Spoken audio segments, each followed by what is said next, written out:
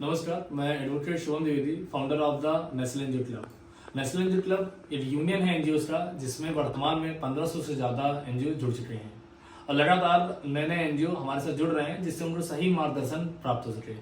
इस समय जो सबसे बड़ी दुविधा एनजीओ सामने आ रही है वो 12 टीजीटी आ रही है। कई एनजीओ 12 टीजी परमानेंट कराने के लिए परेशान हो रहे हैं और कई लोगों ने करा लिया है तो उनका रिजेक्ट हो गया है। कारण सिर्फ इतना सा है कि जब भी आप 12 टीजी परमानेंट कहीं से भी करा रहे हैं तो दो बातों का विशेष ध्यान रखना चाहिए। सामने वाला व्यक्ति को 12 टीजी का परमानेंट का पूरी तरीके से नॉलेज हो, उसको सही धाराएं पता हो, उसको पता हो कि किस धारा में फाइल करना है। दूसरी विशेष बात है कि जब भी आप फाइल करें तो आपको याद होना चाहिए कि उसके तत्काल 1 महीने से 3 महीने के अंदर नोटिस आती है। हियरिंग नोटिस 3 बार इशू होती है, तो वो हियरिंग नोटिस का रिप्लाई करना होता है, डिपार्टमेंट में जाकर भी करना होता है, ऑनलाइन भी करना होता है, तो वो मिस नहीं होनी चाहिए। अगर वो मिस हो रही तो कहीं ना कहीं आपका 12 टीजी रिजेक्ट हो जाएगा।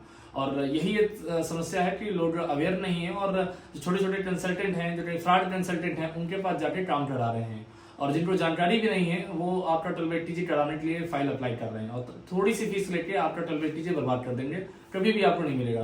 तो नेशनल एनजीओ क्लब की आप सहायता ले सकते हैं। यदि आपको लगता है कि आपको एक सही टीम की जरूरत है तो नेशनल एनजीओ क्लब एक ऐसा यूनियन है जिसमें एनजीओ के सारे काम ए से लेकर जेड तक सब कुछ हम करते हैं। तो हमारी एक ब्रॉड टीम है और हम सारे स्टेट में काम कर रहे हैं, तो आप हमसे मदद ले सकते हैं।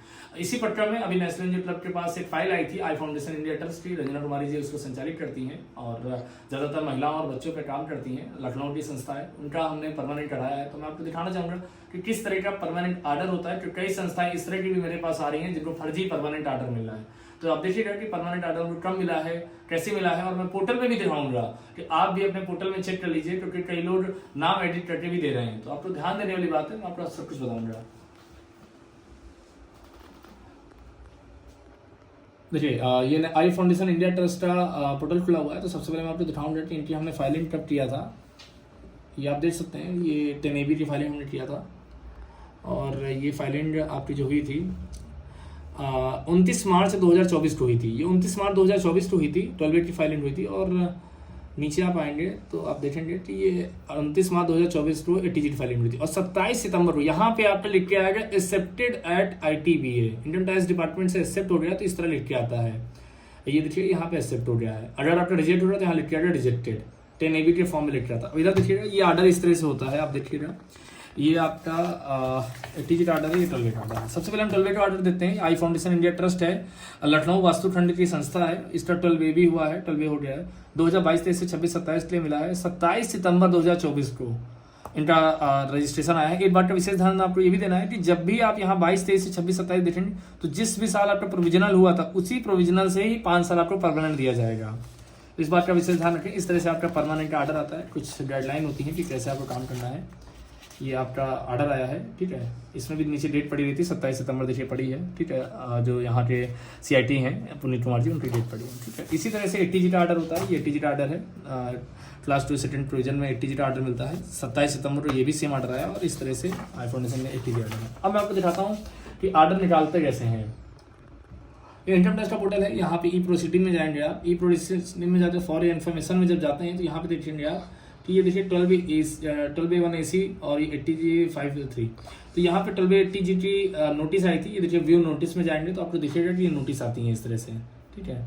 और बैक करेंगे, जब आपका क्लोज हो जाएगा केस, आपका क्लोज हो जाता है, मान लीजिए केस क्लोज हो गया है तो यहाँ क्लोजर आर्डर आता है। जब आप क्लोजर आर्डर में क्लिक करेंगे तो यहाँ लिख के आएगा 10B अप्रूवल। अगर रिजेक्ट हो गया है तो रिजेक्शन आर्डर लिखे, और इसको आप डाउनलोड करते हैं तो आप देख पाएंगे। ये देखिए सेम आर्डर जो अभी मैंने आपको दिखाया था, ये सेम आर्डर आपका यहाँ पे आ गया है। 27 सितंबर तो देखिए ये आर्डर हुआ है। तो आप ये देख पाएंगे कि कैसे आर्डर होता है। ये देखिए 27 सितंबर 2024 को 22-23 से 26-27 के लिए, और सेम ऐसे ही यहाँ पे आप जाएंगे जब तो ये ATG का आप देखेंगे क्लोजर आर्डर देखेंगे। ये देखिए 10 AB अप्रूवल, ये भी इनका आर्डर अप्रूवल। तो ये ATG का आर्डर है, तो आप ये देख पाएंगे। तो ये देखिए ATG का अप्रूवल है और ये 27 सितंबर को। तो ये सेम उसकी हार्ड कॉपी भी हम कुरियर से भेजते हैं। तो इस तरीके से 12 ATG का आर्डर हो रहा है। तो आई फाउंडेशन का आर्डर हो चुका है और नेशनल एनजीओ क्लब टीम के द्वारा करवाया गया। तो यदि आपकी भी संस्था परेशान हो रही है और TLBTG के बारे में जानकारी लेना चाह रही है, मैं ये नहीं कहता हूँ कभी भी कि आप नेशनल एनजीओ क्लब के माध्यम से करना है, लेकिन हाँ सही सटीक जानकारी अगर आपको लेनी है तो आप नेशनल एनजीओ क्लब के माध्यम से ले सकते हैं। नीचे हमारा दिया हुआ नंबर रहता है, फ्री हेल्पलाइन नंबर है, आप जब चाहे फोन कर सकते हैं, 24 घंटे नंबर ऑन रहता है, जिसमें आप TLBTG परमानेंट से रिलेटेड सारी जानकारी ले सकते हैं। और एक बात तो और इसमें ध्यान देना है कि अगर 24-25 और 25-26 आपका असेसमेंट ईयर लिखा है, जहां से आपका प्रोविजनल खत्म हो रहा है, तो उन सभी को जल्द से जल्द आपको परमानेंट अप्लाई करना पड़ेगा, नहीं तो आप कहीं ना कहीं आप वंचित हो जाएंगे। बहुत बहुत धन्यवाद।